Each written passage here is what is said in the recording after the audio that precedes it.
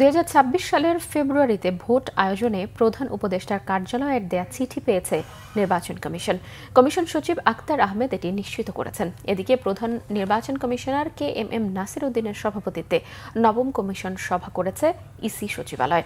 এর আগে বুধবার রাতে প্রধান উপদেষ্টার কার্যালয় থেকে ইসিকে একটি চিঠি দেয়া হয়। এতে উল্লেখিত সময়ে প্রত্যাশিত মানের অবাধ, সুষ্ঠু ও উৎসবমুখর জাতীয় নির্বাচন আয়োজনের প্রয়োজনীয় কার্যক্রম গ্রহণের জন্য অনুরোধ করেন প্রধান উপদেষ্টার মুখ্য সচিব সিরাজউদ্দিন মিয়া।